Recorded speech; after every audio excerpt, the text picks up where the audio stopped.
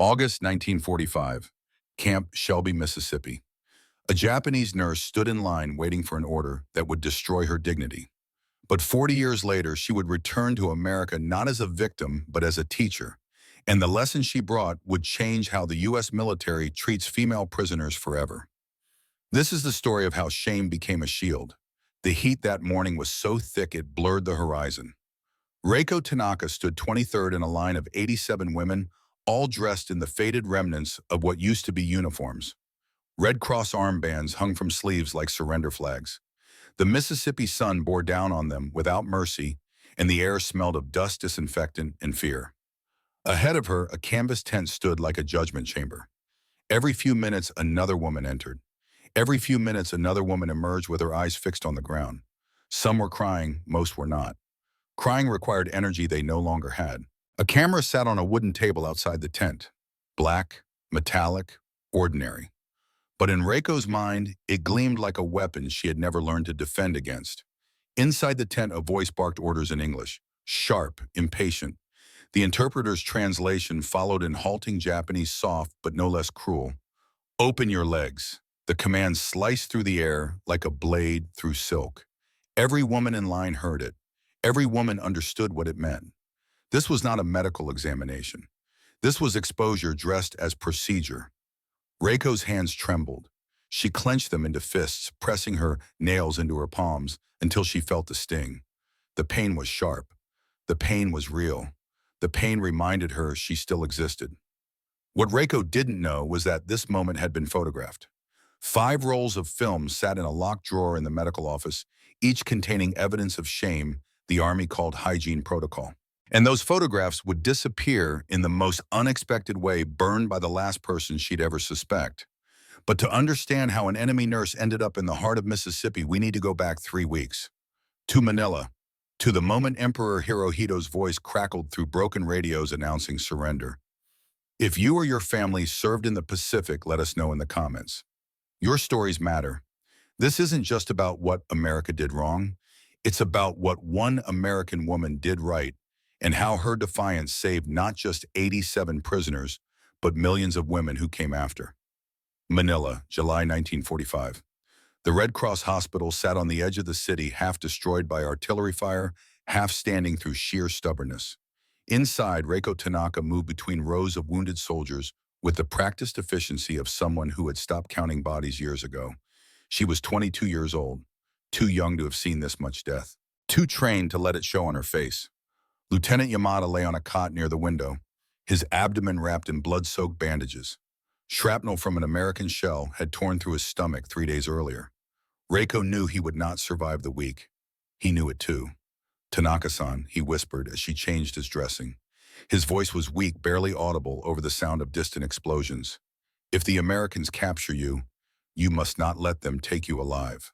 Reiko's hands paused for only a moment before resuming their work. "We are medical staff, Lieutenant. Geneva Convention protects us." Yamada's laugh was bitter, cut short by a cough that brought blood to his lips. "Geneva, what Americans don't follow rules. Their propaganda says they respect women, but it's lies. They're barbarians who eat with their hands and drink cola for breakfast." Reiko did not argue. There was no point arguing with a dying man. 3 days later, Lieutenant Yamada used his last hand grenade to end his own life. Reiko found his body in the early morning, slumped against the wall, still clutching a photograph of his mother. The smell of cordite mixed with the scent of tropical flowers blooming outside the shattered window. She closed his eyes. She folded his hands across his chest. She removed the photograph and placed it in his breast pocket over his heart. Then she stood and walked back to her duties, because there were still 17 other men who needed bandages changed, and grief was a luxury she could not afford. Reiko would remember Yamada's words about Americans eating with their hands in the strangest way possible. Over a plate of bacon she would never forget. The capture came on August 16th. American and Filipino soldiers swept through Manila, rounding up anyone connected to the imperial military: medical staff, clerks, typists, cooks, anyone wearing a uniform or carrying papers that identified them as non-combatants. 87 women were gathered in a warehouse near the docks. The building still smelled of rice and motor oil.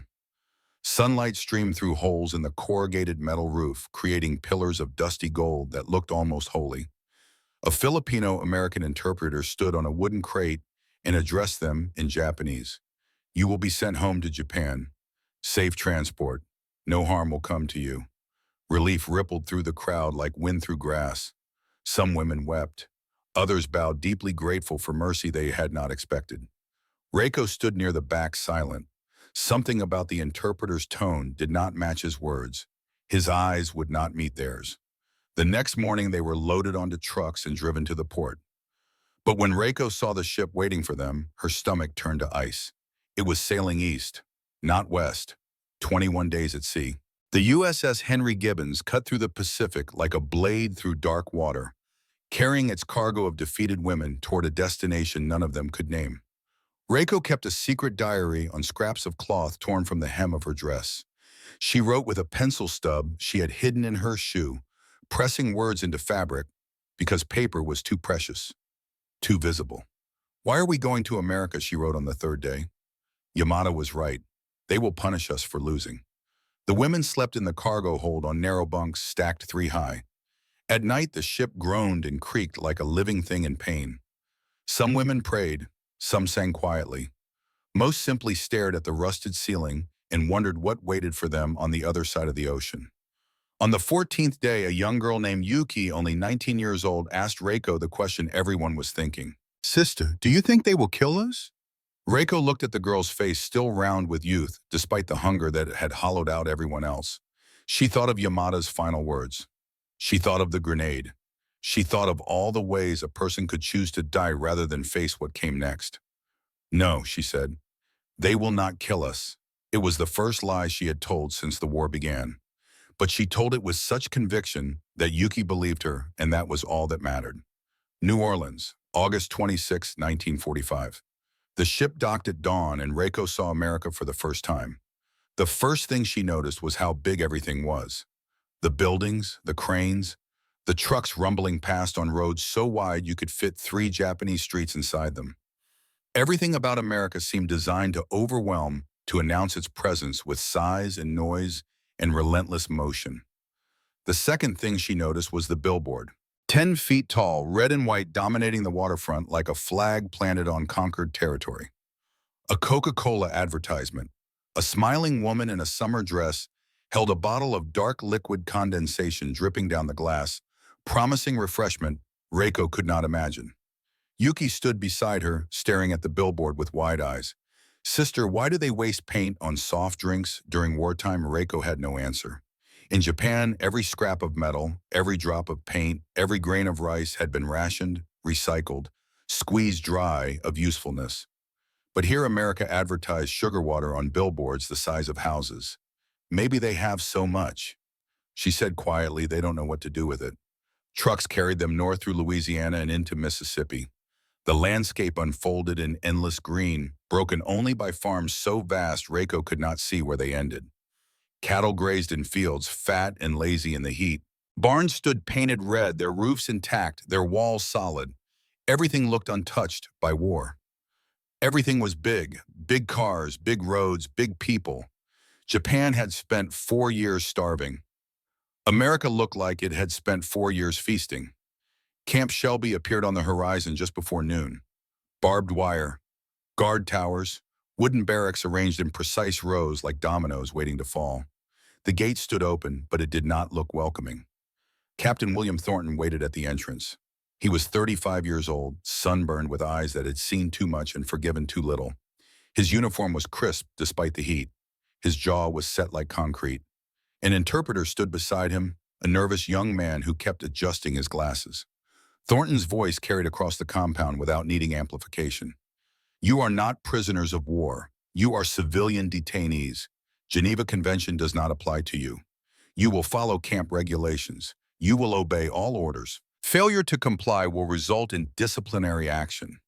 The interpreter translated in rushed Japanese, stumbling over military terminology, but the message was clear enough.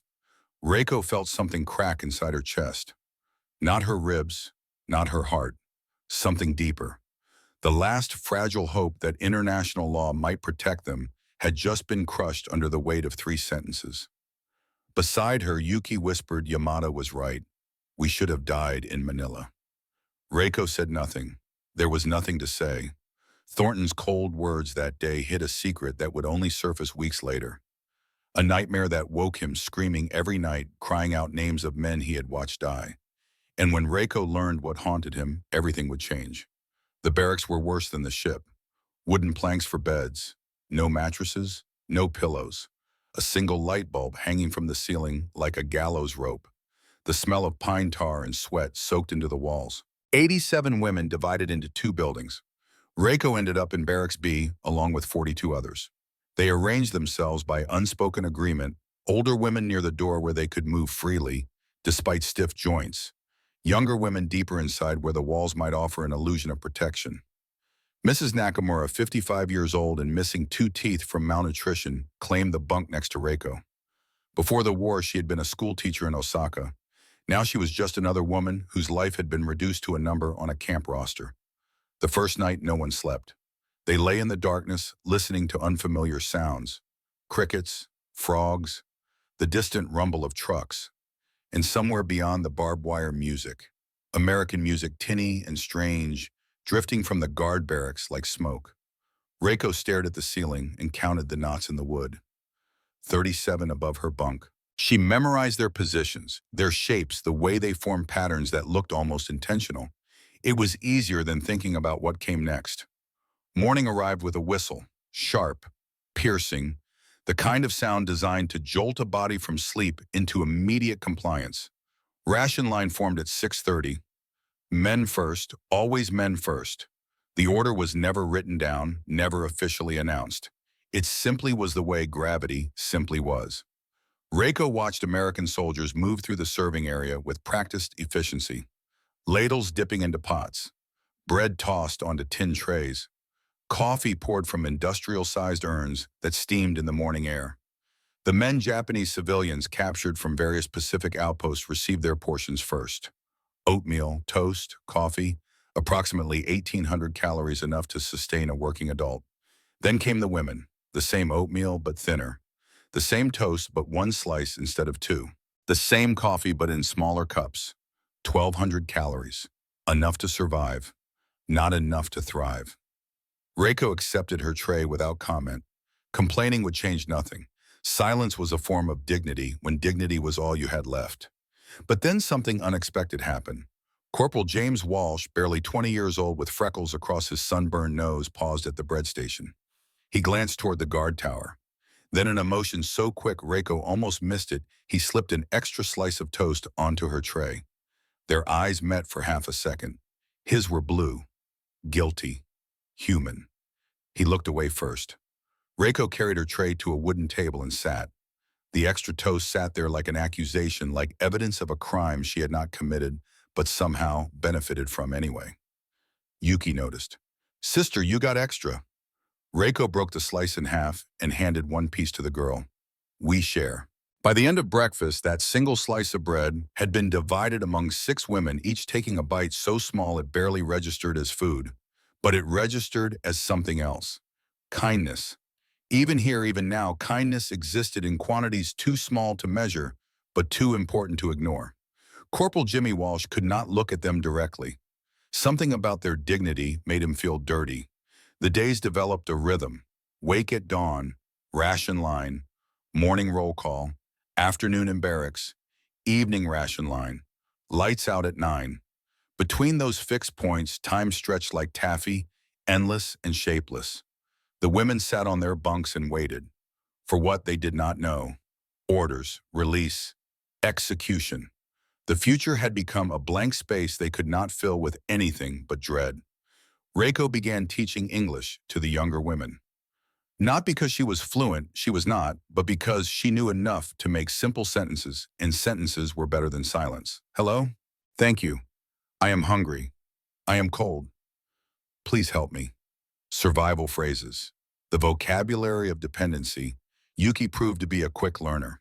Within a week, she could ask for water, request medical attention, and apologize for infractions she had not committed. The language of prisoners. One afternoon, Reiko overheard 2 guards talking outside the barracks. Their voices carried through the thin walls like radio broadcasts. The first voice belonged to someone old or weary, I don't like this. They're just nurses, for Christ's sake. The second voice was younger, harder. They work for the guys. That makes them complicit.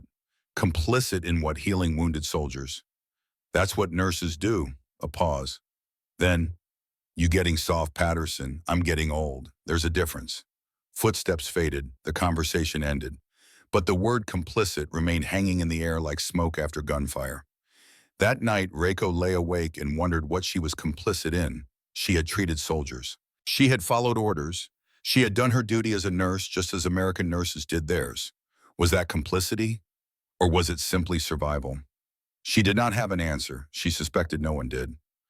August became September. The heat did not break. If anything, it intensified, pressing down on the camp like a physical weight.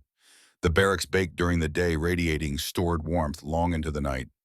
Reiko noticed things, small things.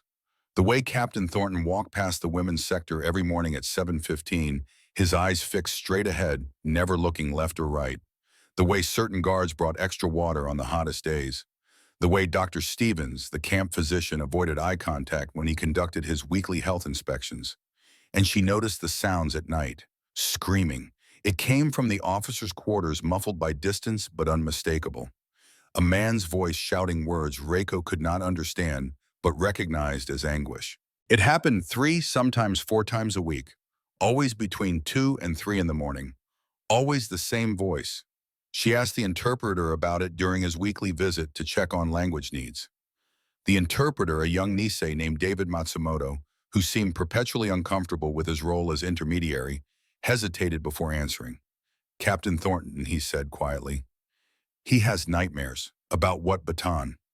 The word meant nothing to Reiko. She shook her head. David's face went pale. You don't know about the baton death march? Reiko shook her head again. And so he told her. About April 1942. About 75,000 American and Filipino soldiers forced to march 65 miles through the Philippine jungle without food, without water, without rest. About Japanese guards who shot anyone who fell. About men dying of dehydration, dysentery, exhaustion. About Captain Thornton then, a young lieutenant watching his best friend collapse on mile 40 and die with his tongue swollen black, begging for water, while a Japanese soldier poured a canteen onto the ground in front of him. Reiko listened without moving. When David finished, she asked only one question. His friend's name, Thomas Bradley. They grew up in Montana together. That night, when the screaming started at 2:17 in the morning, Reiko did not cover her ears.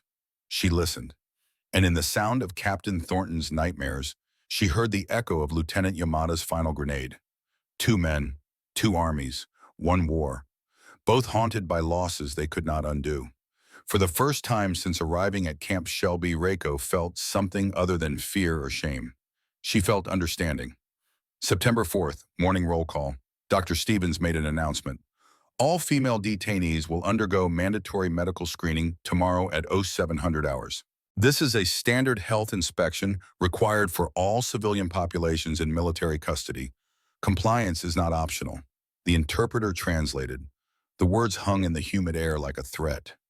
Reiko's medical training kicked in immediately. She raised her hand. The gesture surprised everyone, including herself. Dr. Stevens looked at her with irritation. Yes. What kind of screening standard protocol? Physical examination to detect communicable diseases. Which diseases specifically? Didar Stevens's jaw tightened. Venereal diseases, tuberculosis, typhoid. The words venereal diseases hit the women like a slap. Murmurs spread through the assembled group. Even those who did not speak English understood the implication. We are nurses, Reiko said in careful English, not prostitutes. I didn't say you were, Stevens, replied his voice cold. But protocol doesn't care about your feelings. Tomorrow. 0700. Dismissed. That night, the whispers in Barracks B grew frantic. They think we're whores. They're going to examine us like whores. What will they do to us? Nakamura began to cry quietly, hopelessly. In Japan, we would give this examination to dogs. Reiko sat on her bunk trying to think. Her nursing training told her that medical screenings were standard procedure for preventing disease outbreaks. Her instincts told her this was something else. Just before midnight, footsteps approached the barracks. Soft, hesitant. A key turned in the lock. The door opened 6 inches. A hand reached through the gap and dropped something onto the floor. Then the door closed again. Reiko moved quickly, grabbing the object before anyone else could react. It was small, wooden, worn smooth by years of handling. A crucifix, and attached to it a note written in broken Japanese. Tomorrow they will shame you. I am sorry. I cannot stop it. My wife is Japanese. She would understand your pain. This cross protected her. Maybe it will protect you. Be strong. No signature, no name, just the cross and the words. Reiko held it in her palm, feeling the weight of it, the warmth of wood against her skin. She did not know who had left it. She did not know if it would protect her. But she knew that somewhere in this camp, someone had risked punishment to offer comfort to the enemy. And that knowledge was more powerful than any weapon. She would discover later why this Catholic cross from a Japanese woman would matter more than she could ever imagine. The night passed without sleep. 87 women lay in darkness, each alone with her thoughts, each preparing in her own way for morning. Reiko clutched the wooden cross and counted. 1. Mother's grave in Kyoto. 2. Cherry blossoms at Yasukuni Shrine. 3. The smell of miso soup on winter mornings. 4. Lieutenant Yamada's face before the grenade. 5. I am a nurse. This is just a body. Bodies can be examined. She repeated it like a mantra until dawn broke pale and merciless through the barracks windows. 7 o'clock. The line formed outside the medical tent. 87 women standing in the heat, waiting. Dr. Stevens stood at the entrance with a clipboard. 2 medics flanked him. One carried a medical bag, the other carried a camera, a Kodak Brownie, black metal, leather strap, ordinary and terrible. Reiko saw the camera and remembered Yamada's grenade. He had chosen explosion. They were being offered exposure. The first woman's name was called. She entered the tent. Canvas flaps closed behind her like jaws. Silence. Then muffled through the fabric a voice. Sharp. English. Commanding. On the table. Legs apart. The interpreter's translation followed soft, but no less devastating. Ashi wo hirake. Open your legs. Then came the sound every woman in line would remember for the rest of her life. Crying, not loud, not hysterical. Just quiet, broken weeping that spoke of dignity, stripped away one command at a time. 87 women stood in the sun listening to one woman cry knowing they were next. Yuki was number 22. Reiko was number 23. When Yuki's name was called, the girl's legs locked. She could not move, could not breathe, could not do anything except stand there frozen by terror that transcended language. A guard stepped forward. You enter or we carry you in. And in that moment, Reiko made a choice. She stepped out of line. I go first, she said in English. I am nurse. I show them we not afraid. Dr. Stevens looked at her with something that might have been surprise, might have been respect, might have been nothing at all. The interpreter translated for the other women. Gasps rippled through the line. Reiko walked toward the tent. Her legs moved. Her heart pounded. Her mind retreated to that place where nurses go when the work becomes too much, that clinical distance, where bodies are just bodies and shame is just another symptom to be managed. She stepped through the canvas flaps. The tent was smaller than she expected. Hotter. The air thick with disinfectant and fear. A metal examination table stood in the center, lit by a single bulb hanging from a hook. The light swung slightly, casting moving shadows across the canvas walls. Dr. Stevens gestured to the table. On. Reiko climbed onto the cold metal. The surface was hard, unforgiving. She lay back and stared at the ceiling, counting the wrinkles in the canvas overhead. Legs apart. The interpreter whispered the translation, though Reiko had understood the English perfectly. She obeyed. Not because she accepted the command, but because resistance would turn examination into punishment. The medic's gloved hands were cold, mechanical, fast, and then the flash. White light exploded through her closed eyelids, burning like a star going supernova inside her skull. She had not known the camera would fire during the examination. The shock of it was worse than the violation. When it was over, Dr. Stevens made a notation on his clipboard. No disease detected. Reiko sat up, adjusted her clothes, stood on legs that shook but held. As she moved toward the exit, Stevens spoke without looking at her. I'm sorry. Orders, Reiko stopped, turned, looked directly into his eyes. You are not doctor, she said in careful English. You are soldier. Then she walked out. 86 women still waited in line. Reiko passed them with her back straight, her Red Cross badge still pinned to her chest, her face a mask of composure that cost her everything to maintain.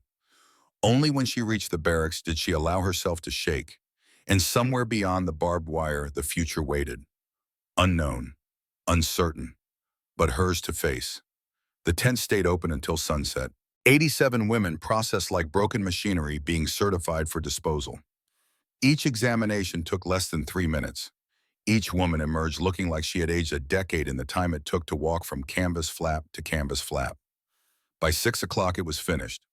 Dr. Stevens closed his logbook with a snap that echoed across the compound. Paper replaced skin, ink replaced memory. The violence was complete, and it had required no weapons at all. That night, the barracks filled with a silence heavier than sound. Women lay on wooden bunks staring at nothing, thinking everything. Some cried, most did not. Tears required an emotional capacity they had spent entirely. Yuki lay curled on her side, facing the wall. Reiko sat on the edge of her own bunk, still wearing her uniform, still clutching the wooden cross the anonymous guard had given her.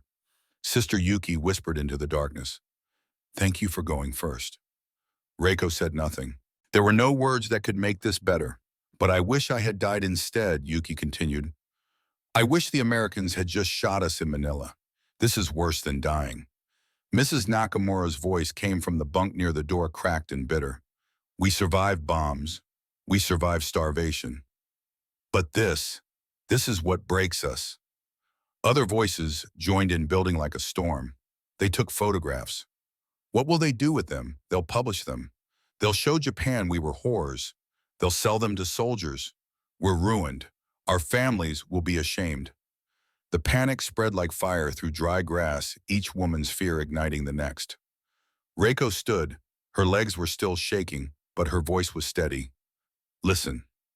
The barracks went quiet. The photographs exist. We cannot change that. But we know the truth. We were medical staff. We obeyed orders. We did our duty. If they want to lie about us, that is their shame, not ours. But our families, someone whispered. Our families know who we are, Reiko said. A photograph cannot change that. A camera cannot steal your name. She held up the wooden cross. Tonight, someone in this camp risked punishment to give me this. An American guard, married to a Japanese woman. He called us strong. He said his wife would understand our pain. Reiko paused, letting the words settle. That guard knows we are not what they examined us for. And if one American knows, others will too. We are nurses. That is what we are. That is what we will always be. The silence that followed was different. Still heavy, but no longer crushing. The panic had broken like a fever. Reiko sat back down on her bunk, exhausted. She had lied again. She had no idea if their families would understand. No idea if anyone would ever know the truth. But the women needed hope more than they needed honesty, and sometimes mercy looked like a useful lie. In the guard barracks 200 yards away, Corporal Jimmy Walsh sat on his footlocker with a pen and paper. Dear Mom, he wrote, then stopped. How could he tell his mother what he had witnessed today? How could he put into words the sound of women crying behind canvas walls while he stood guard doing nothing? He tried again. Today I stood guard while they did something I can't write about. He crossed it out. I didn't pull the trigger, but I loaded the gun. Crossed out. I don't know how Dad lived with what he saw in France. I understand now why he never talks about it. That line stayed. He stared at it for a long time, then added one more sentence. Some things you can't wash off. He signed it. Love, Jimmy. Folded the paper. Put it in his footlocker beneath his extra socks. He would never send it, but writing it had been necessary anyway. 3 days passed. The routine continued. Wake at dawn, ration line, roll call, wait, evening rations, sleep, repeat. But something had shifted in the camp. The guards moved differently, quieter. Their jokes, once easy and frequent, now came forced and hollow. Some avoided looking at the women's sector entirely. Captain Thornton walked past the barracks every morning at 7:15, as always. But now his hands were clenched into fists, and his jaw worked like he was chewing words he could not swallow. Dr. Stevens stopped conducting the weekly health inspections. He sent a junior medic, instead a nervous kid fresh from training who apologized for everything, even things that were not his fault. The camp felt different, like guilt had settled over it like morning fog. On the fourth day after the examinations, something changed. September 8th, morning broke cool and clear. The first hint that Mississippi's brutal summer might eventually surrender to autumn. Lieutenant Margaret Brennan arrived at Camp Shelby in a jeep that kicked up dust like smoke signals. She was 28 years old, tall, lean, sunburned from 3 years in the Pacific Theater. Her uniform was crisp despite the long drive from California, and her Army Nurse Corps insignia gleamed on her collar like a challenge. Captain Thornton met her at the camp entrance, clipboard and hand expression unreadable. "Lieutenant Brennan," he said, "welcome to Camp Shelby. Your quarters are in Building 7. You'll be responsible for medical oversight of the female civilian detainees." Brennan saluted. "Thank you, sir. I'd like to review their medical files immediately." Thornton's jaw tightened almost imperceptibly. "Dr. Stevens will brief you. I'd prefer to review the files first, sir." Get oriented before the briefing. It was not quite insubordination, not quite a challenge. But Thornton recognized the tone. He had heard it before in the voices of soldiers who had seen too much to accept orders without question. "Medical office is in Building 3, he said. "Dr. Stevens expects you at 1400 hours. "Understood, sir." Thornton walked away. Brennan watched him go, noting the rigid set of his shoulders, the way his hands stayed fisted at his sides. She had seen that posture before, in men haunted by things they could not forget and could not fix. The medical office smelled of antiseptic and old paper. Files lined the walls in neat rows, each labeled with dates and numbers instead of names. Brennan found the section marked Female Detainees and pulled the folder. 87 files. She flipped through them, quickly scanning the entries. Routine health checks from the ship voyage. Arrival processing. Then dated September 4th, a section labeled Medical Screening. She read the first entry. Subject 001. Physical examination. Venereal disease screening. Result negative. She read the second. Subject 002. Same procedure, same result. By the 10th file, her hands were shaking. By the 30th, she was gripping the folder so hard the edges crumpled. 87 women, 87 invasive examinations, 87 negative results. At the bottom of the file, clipped to the last page, a supply requisition form. 5 rolls of Kodak film, purpose photographic documentation per hygiene protocol. 34B, Brennan stood frozen, the file open in her hands, rage building in her chest like steam in a boiler, with no release valve. She found the film canisters in a locked drawer, 5 of them. Black metal, undeveloped, waiting. Her hands moved before her brain could stop them. She grabbed all 5 canisters and walked straight to Dr. Stevens' office. Did not knock, just opened the door and threw the film onto his desk like grenades. Stevens looked up from his paperwork, startled. "Lieutenant Brennan, I wasn't expecting you until you photographed them." Brennan's voice was quiet, too quiet, the kind of quiet that preceded explosions. "During vaginal exams, have you lost your goddamn mind?" Stevens stood, face flushing. "Army regulation requires photographic evidence of communicable diseases for civilian populations. In these, women have no diseases." Brennan slammed her hand on the desk. 87 exams. 87 negative results. This wasn't about hygiene. This was humiliation dressed up as procedure. "They're enemy civilians," Stevens shot back. "They served the same military that murdered American POWs in Bataan, and my brother died at Pearl Harbor." Brennan interrupted. Her voice had gone cold now, deadly calm. "He was 19 years old. Died in the first 15 minutes of the attack. And I still have enough humanity left to know that what you did was wrong." Stevens's mouth opened, closed, opened again. "I was following protocol. Protocol doesn't require photography. You know it doesn't." Captain Thornton approved the procedure. "Then I'll talk to Captain Thornton." Brennan grabbed the film canisters and walked out, leaving Stevens standing behind his desk, looking smaller than he had a moment before. She found Thornton in his office, staring at a photograph on his desk. A young man in uniform, smiling, one arm thrown around Thornton's shoulders. The photo was creased and faded, handled too many times. Thornton looked up as she entered, did not seem surprised to see her. "Lieutenant," Brennan set the film canisters on his desk next to the photograph. Carefully, deliberately. Sir, I need you to explain to me why 87 women were subjected to invasive examinations and photographed when every single one of them tested negative for disease. Thornton looked at the canisters for a long moment. Dr. Stevens assured me it was necessary to prevent an outbreak. Sir, with respect, that's bullshit. Thornton's eyes snapped up. Careful, Lieutenant. I've served 3 years in field hospitals. Brennan continued, her voice level. Guadalcanal, Iwo Jima, Okinawa. I've seen disease outbreaks. I know what preventive measures look like. This wasn't prevention. This was punishment. Those women served the Imperial Army, Thornton said. The same army that forced my men to march 65 miles without water. The same army that shot Tom Bradley when he collapsed on mile 40. He gestured to the photograph on his desk. That's Tom. My best friend since we were 8 years old. I watched him die begging for water while a Japanese guard poured a canteen onto the ground in front of him. Brennan looked at the photograph, at Tom Bradley's young face, at Thornton's grief still raw after 3 years. I'm sorry for your friend, she said quietly, but punishing nurses won't bring him back. Thornton said nothing. And if we become the kind of people who humiliate prisoners for revenge, Brennan continued, what did Tom die for? What did my brother Danny die for? The silence stretched between them like a wire pulled too tight. What do you want me to do? Margaret Thornton's voice had lost its edge. Now he just sounded tired. Burn the photographs. Stop the examinations. Let them have their dignity back. I can't burn evidence.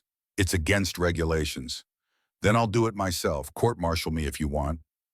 Thornton leaned back in his chair. If you burn those films, I'll have to report it. Then report it. Brennan picked up the canisters and walked toward the door. Margaret. She stopped, turned. Thornton was looking at Tom Bradley's photograph again.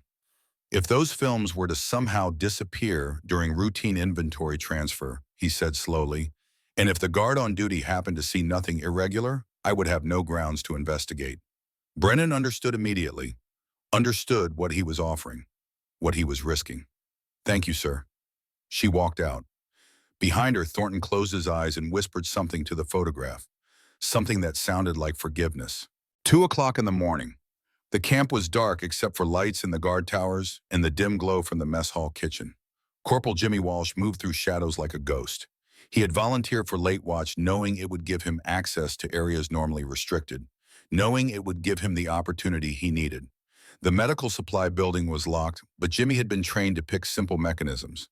The door opened with a soft click that sounded like thunder in the quiet night. He found the film canisters exactly where he had been told they would be. Dr. Stevens had moved them from his office to what he thought was a more secure location. Jimmy's hands shook as he picked them up.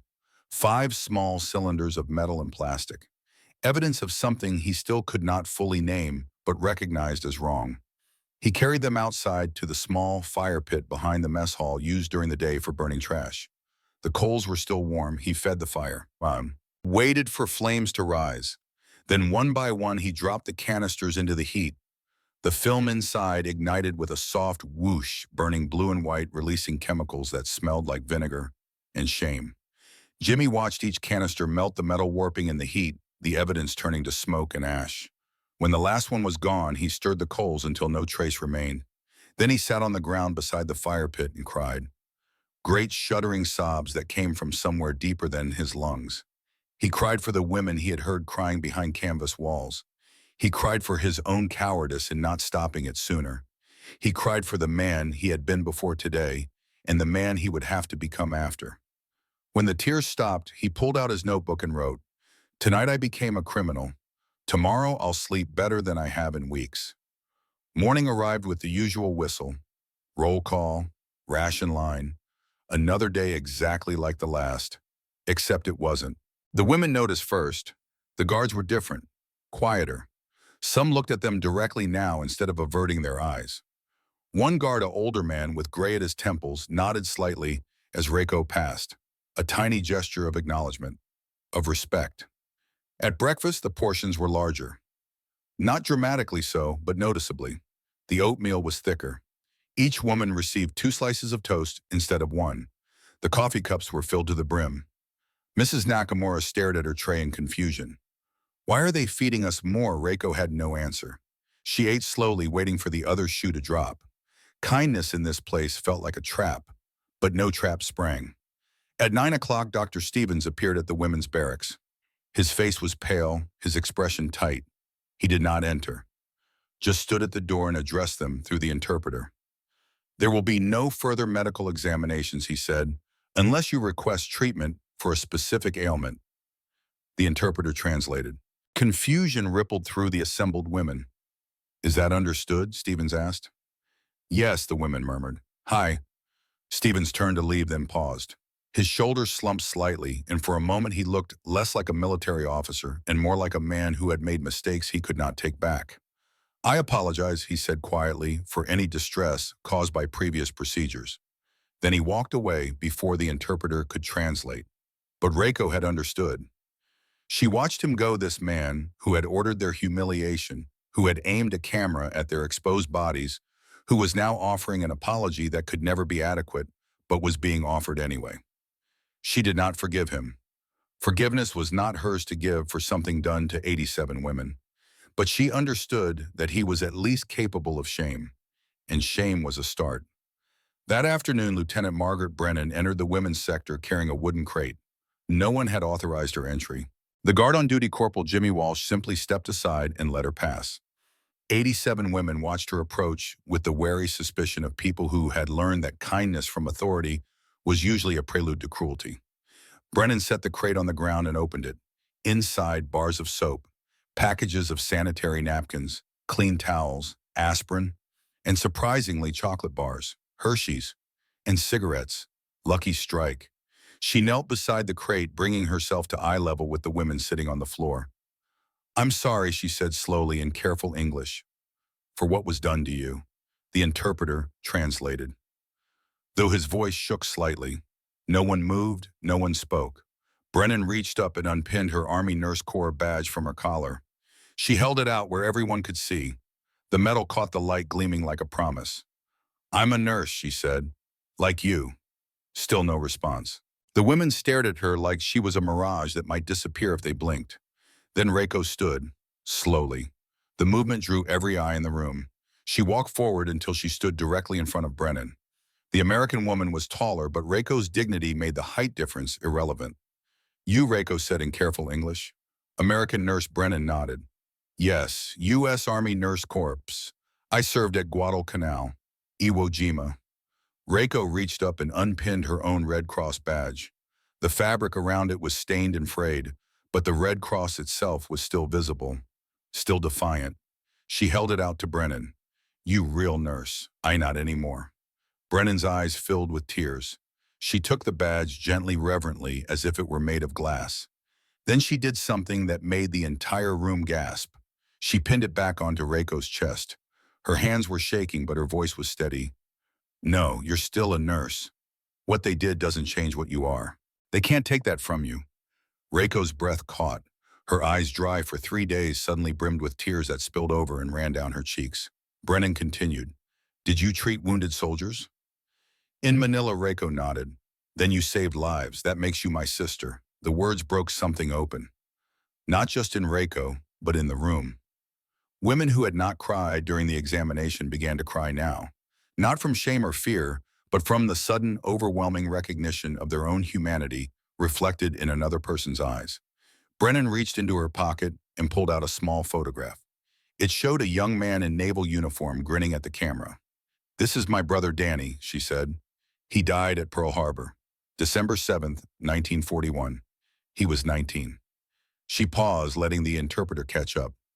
"I have every reason to hate you, to hate all of you. But I won't, because Danny's last letter to me said, 'Don't let this war make you hate.' Hate is what started it." Brennan looked around the room, meeting as many eyes as she could. "So I'm here to tell you that not all Americans are like the ones who hurt you. Some of us still remember why we're supposed to be the good guys." She stood, gestured to the crate. "These are for you. No strings, no conditions, just because you need them and I can provide them." Then she did something that shocked everyone, including herself. She bowed, not deeply but unmistakably. A gesture of respect. When she straightened, Reiko bowed back. Then Mrs. Nakamura. Then Yuki. Then all 87 women bowing to this American officer who had entered their prison and called them sisters. Brennan left the supplies and walked toward the exit. At the door, she turned back. "I want to show you something," she said to Reiko. "But first I need to know. Do you trust me?" Reiko considered the question. Trust was a luxury she could no longer afford, but hope was different. Hope was free, and therefore worth the risk. "Yes," she said. "I trust." Brennan smiled. It was the first genuine smile anyone in that barracks had seen since arriving at Camp Shelby. "Good," she said, "because what I have to show you is going to change everything." She would soon discover that the photograph Brennan carried would save all of them. The next morning arrived different. The air felt lighter somehow, though the Mississippi heat remained as oppressive as ever. But something had shifted in the invisible architecture of Camp Shelby, in the space between guards and prisoners, between shame and dignity. Reiko woke before the whistle as she always did. But instead of lying still and counting ceiling knots, she sat up and looked around the barracks. 86 other women in various states of waking. And on the floor near the door, the wooden crate Lieutenant Brennan had left. Already women were using the soap. The smell of it, clean and sharp, cut through the usual odor of unwashed bodies and pine tar. It was such a small thing. Soap. But it felt like restoration. Yuki approached Reiko's bunk, clutching one of the chocolate bars like it was made of gold. "Sister, is it safe to eat?"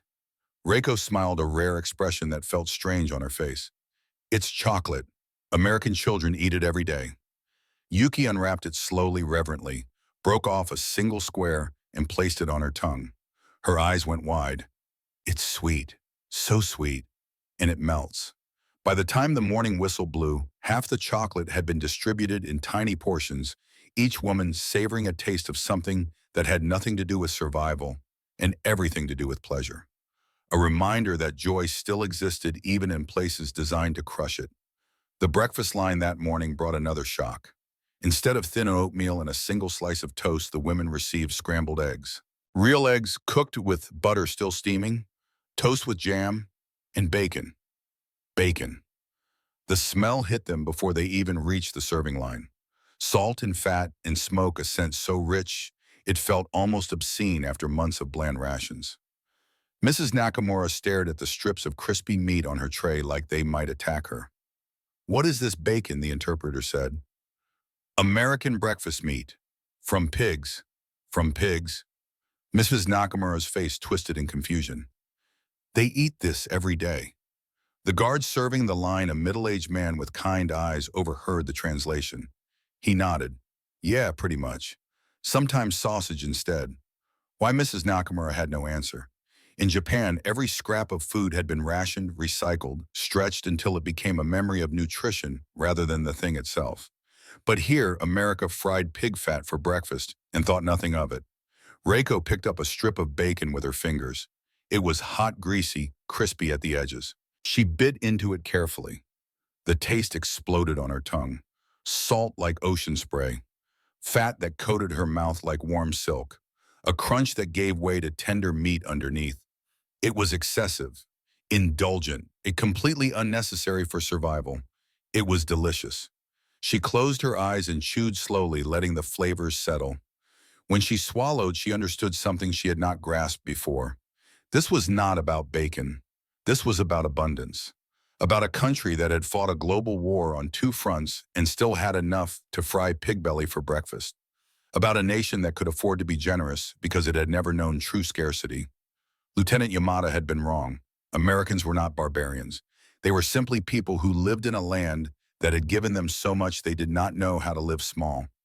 Around her, other women were having similar revelations. Some cried as they ate, others laughed in disbelief. Yuki devoured her bacon like it was the last food she would ever taste, then immediately looked guilty for enjoying it. Reiko finished her portion and sat quietly thinking. The bacon was a message, whether intended or not. It said, "We see you, we acknowledge you. You are worth feeding well." It was the opposite of the examination. The examination had said, "You are nothing." The bacon said, "You are human," and humanity, once acknowledged, was impossible to revoke. Lieutenant Brennan began visiting the women's sector 3 times a week. She brought supplies, medical textbooks in Japanese borrowed from the Army's language school in Monterey, sanitary products, aspirin for headaches, and increasingly small luxuries that had nothing to do with medical necessity. Books, magazines, a portable radio that picked up music stations from New Orleans, and Coca-Cola. The first time Brennan arrived with a crate of glass bottles cold and sweating with condensation, the women gathered around like children at a magic show. "What is this?" Yuki asked, picking up a bottle and examining it like an artifact from another world. "Coca-Cola," Brennan said, smiling. "It's sweet, carbonated, very American." She opened a bottle with a church key opener. The hiss of released carbonation made several women jump. Brennan took a sip, then handed the bottle to Reiko. "Try it." Reiko raised the bottle to her lips and drank. The liquid was cold, shockingly so. Sweet like the chocolate, but with a strange medicinal undertone. And the carbonation, the bubbles, they fizzed and popped on her tongue like tiny explosions. She coughed. "It burns," Brennan laughed. "Yeah, it does that. You get used to it." By the end of the week, the women were requesting more of the burning sweet water, as they called it. The taste was strange, almost unpleasant at first, but it grew on them. And more than that, it represented something: participation in American culture, even from behind barbed wire. During one of these visits, Brennan and Reiko began to truly talk. Not just exchange words, but communicate across the vast distance of language, culture, and war. Brennan taught Reiko English medical terms: suture, hemorrhage, triage, sepsis. Reiko taught Brennan basic Japanese: arigato, gomenasai, kangofu, inochi, thank you, I'm sorry, nurse, life. They discovered they had both lost someone: Yamada for Reiko, Danny for Brennan. Different sides of the same war, but grief was grief, regardless of the flag it mourned under. "I hate war," Reiko said one afternoon, her English improving daily. "But I don't hate Americans anymore."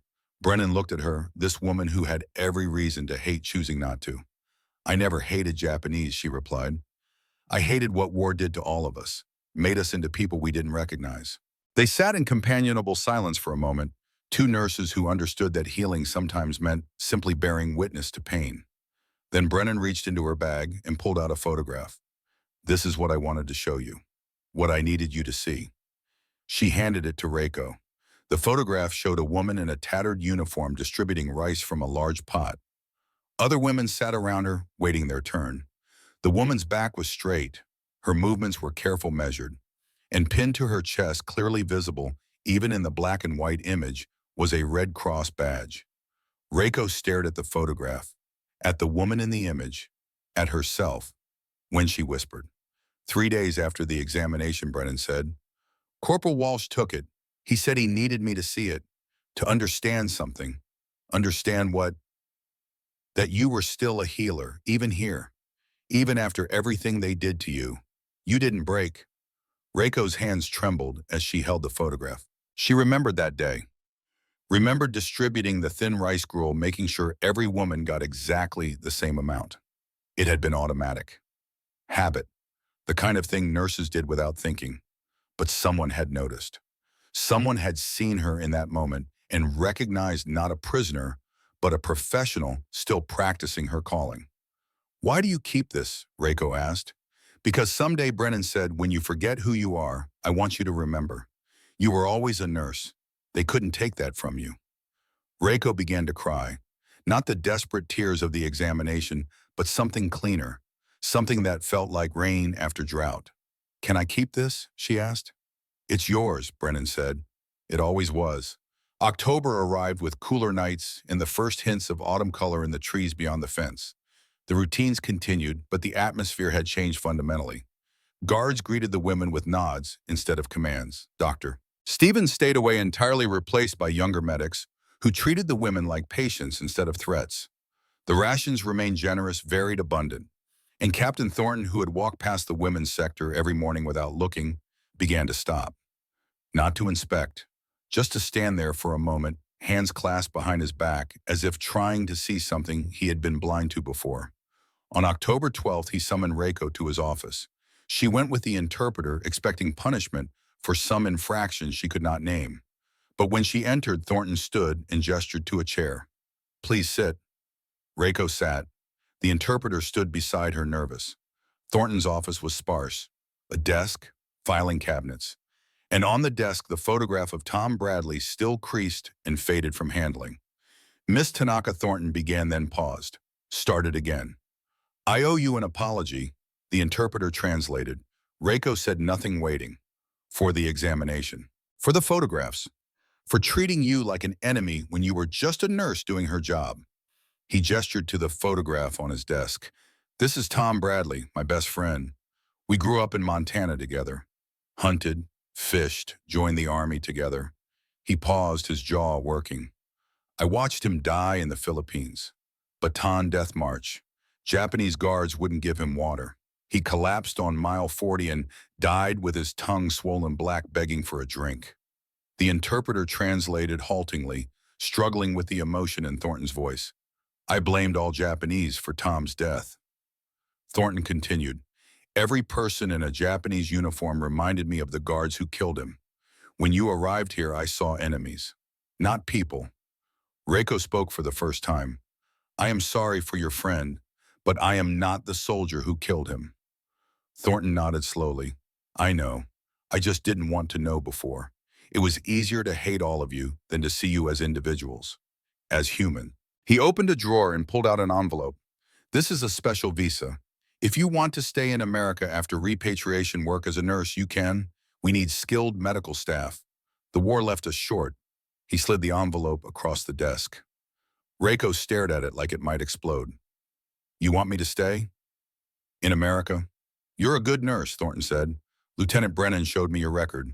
300 soldiers treated in Manila. Survival rate above 90%. That kind of skill shouldn't be wasted. Reiko picked up the envelope slowly. Inside was official paperwork, stamped signatures. Permission to remain in the country that had humiliated her. She thought about it.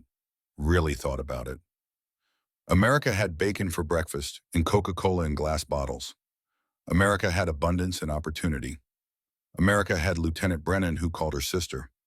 But America had also aimed a camera at her exposed body and called it procedure. Japan had nothing. The cities were rubble. The people were starving. The hospitals were destroyed.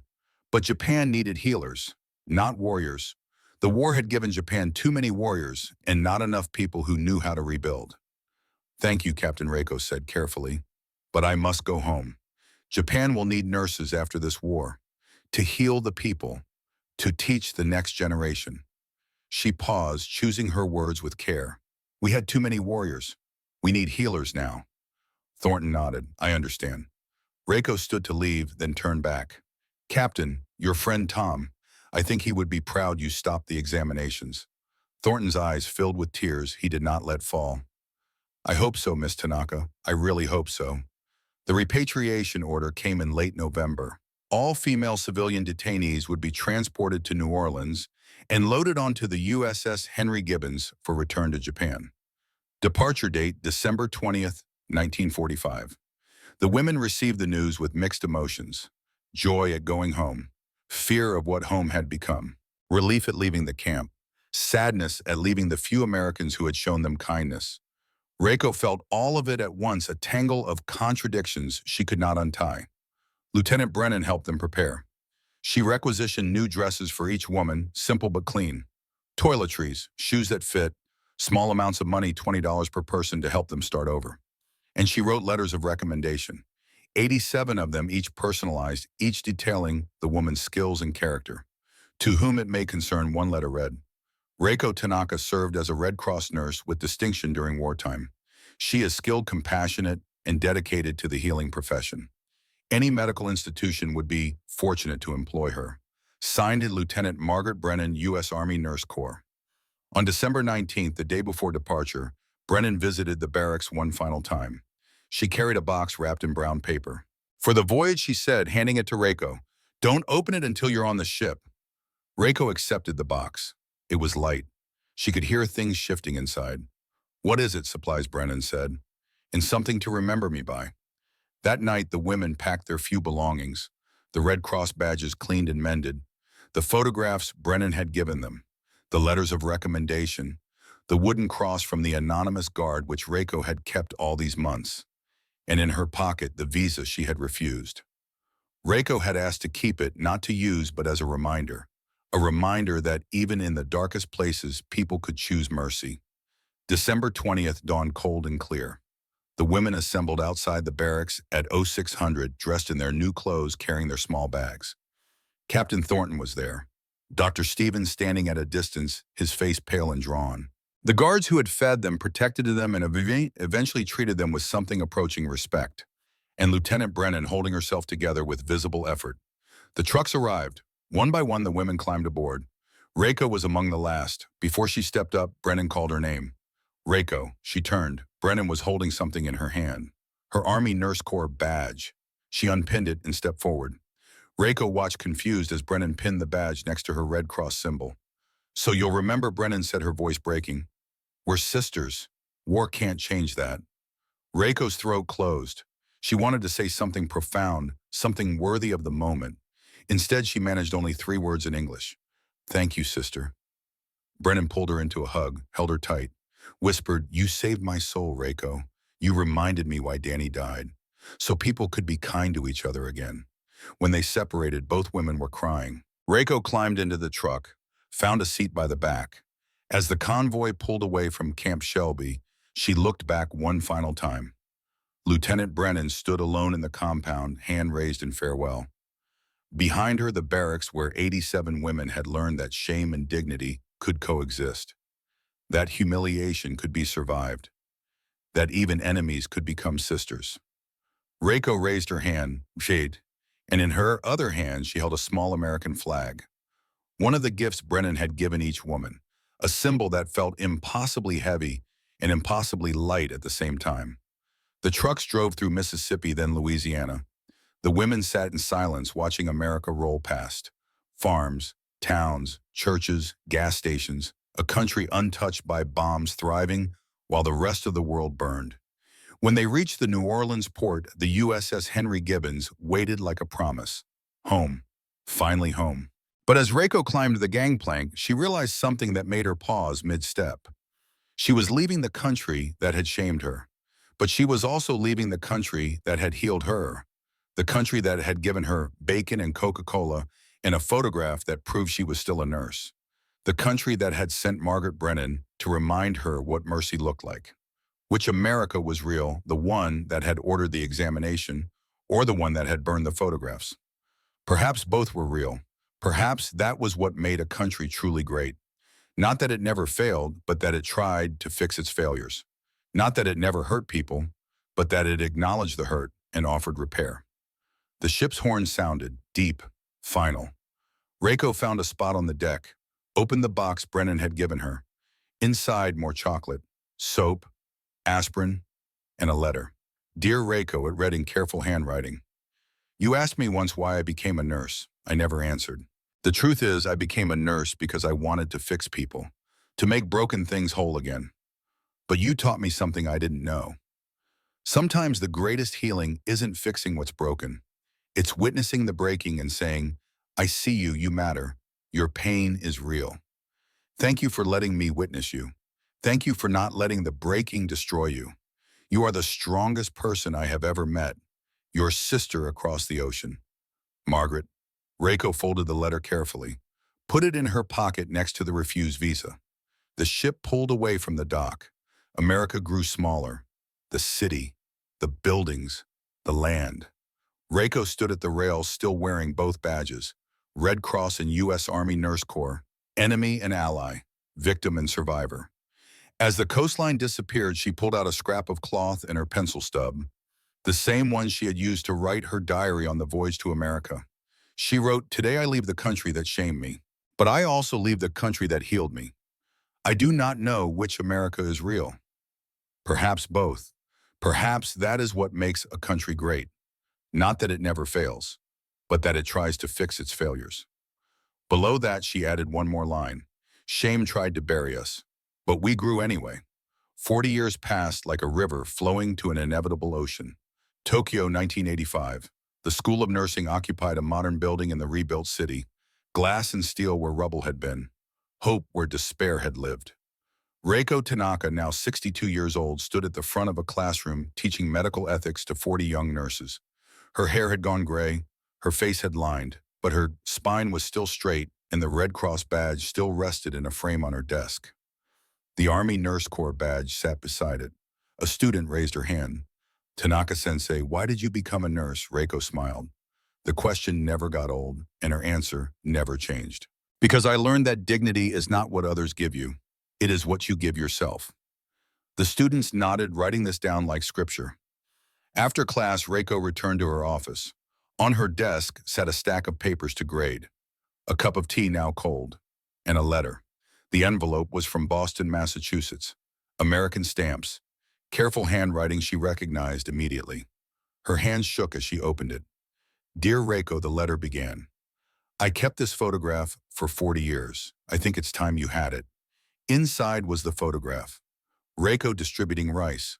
Red Cross badge visible. Back straight despite everything. On the back in Brennan's handwriting, you were right. Shame tried to bury you. But you grew into something beautiful. Reiko sat down heavily, held the photograph in both hands, and cried the way she had not cried in 40 years. Not from sadness, from recognition. From the sudden understanding that some bonds forged in the worst circumstances could survive anything. Even time, even distance, even the vast ocean between shame and healing. A knock at her door. She wiped her eyes quickly. Come in. Her granddaughter Naomi entered, 24 years old, fresh from medical school, about to leave for America to work with the World Health Organization in Atlanta. Grandmother Naomi said, I came to say goodbye before my flight tomorrow. Reiko stood, went to her desk, opened a drawer. She pulled out the Red Cross badge. The fabric was yellowed now, the Red Cross faded, but it was still recognizable, still defiant after 40 years. This survived a war, Reiko said, handing it to her granddaughter. A surrender. 40 years, it will protect you too. Naomi held the badge carefully. Grandmother, did you ever regret not staying in America? They offered you a visa. Reiko shook her head. No. Japan needed healers after the war. America had plenty. I went where I was needed most. She paused, looking at this young woman who would carry their family legacy into the future. And besides, America already taught me what I needed to learn. What was that? That mercy is not weakness. It is the hardest form of strength. Naomi tucked the badge into her bag. Thank you, grandmother. After she left, Reiko returned to her desk, pulled out another envelope, this one yellowed with age. The letter was dated 1970, 15 years earlier. She had read it 100 times, but she read it again now. Miss Tanaka, it began. Captain William Thornton here. I don't know if you remember me. I was the commanding officer at Camp Shelby. I spent 25 years trying to forget what I allowed to happen at that camp, trying to bury the memory under duty and protocol and the excuse that I was following orders. Then I realized something. Forgetting is a coward's escape. So I'm writing to thank you. Thank you for teaching me that mercy is not weakness. Thank you for showing me that being a good soldier sometimes means being a bad one first. Because of you and Lieutenant Brennan, I recommended changes to military protocol for female detainees, prohibiting photography during examinations, requiring female medical staff for female prisoners, mandating neutral observer access. Some were implemented. Not enough, but some. I hope that counts for something. The letter was signed simply. William Thornton, Captain, U.S. Army, retired. Reiko had learned later that Thornton had died in 1971, 1 year after sending the letter. But his recommendations had lived on. In 1975, the U.S. Army had updated Field Manual 2710, new rules for treatment of female civilian detainees, dignity protections, privacy requirements, and in 1907, the Geneva Convention had been amended. Protocol Article 76, women shall be especially protected against any attack on their honor, particularly against rape and forced prostitution or any form of indecent assault. The amendment never mentioned Camp Shelby. It didn't need to, because some stories don't need monuments. They just need to be remembered. And in remembering the shame, we honor the strength. Reiko stood and walked to the window. Outside, Tokyo sprawled in all directions. A city rebuilt. A nation healed. Not perfectly, never perfectly, but healed enough to grow again. Tomorrow, Naomi would board a plane to Atlanta. She would become the first Japanese nurse to work with U.S. military medical staff since 1945. Not as an enemy, not as a victim, as a colleague. Narita Airport. Naomi Tanaka, carrying a single suitcase and her grandmother's Red Cross badge, walked through the departure gate, Gate 47, Flight 182 to Atlanta. She paused at the window, watching the Boeing 747 being fueled. In 40 years, her grandmother had crossed this same ocean. But Reiko had traveled in the cargo hold of a military transport, a prisoner of war. Naomi would fly first class, invited, welcomed, paid. She touched the badge in her pocket, felt the weight of 40 years of silence, shame and survival pressed into faded fabric. The intercom crackled. Flight 182 to Atlanta now boarding. Naomi took a breath, stepped forward, and somewhere between Tokyo and the Pacific Ocean, she whispered the same words her grandmother had whispered 40 years before. Thank you. But this time the thanks was not for survival. It was for the chance to build something new. The photograph sat on Reiko's desk, the one Brennan had kept for 40 years, the one that showed a woman distributing rice with her back straight and her badge visible. Reiko picked it up one more time, studied her younger self. That woman had been broken, but she had not shattered. She had bent, survived, grown. And in growing, she had helped change the world. Just a little, just enough. She thought of Lieutenant Brennan, now 68, retired somewhere in Boston. She thought of Captain Thornton, dead but not forgotten. She thought of Corporal Jimmy Walsh, who had burned evidence and saved his soul. She thought of the anonymous guard who had given her a wooden cross and called her strong.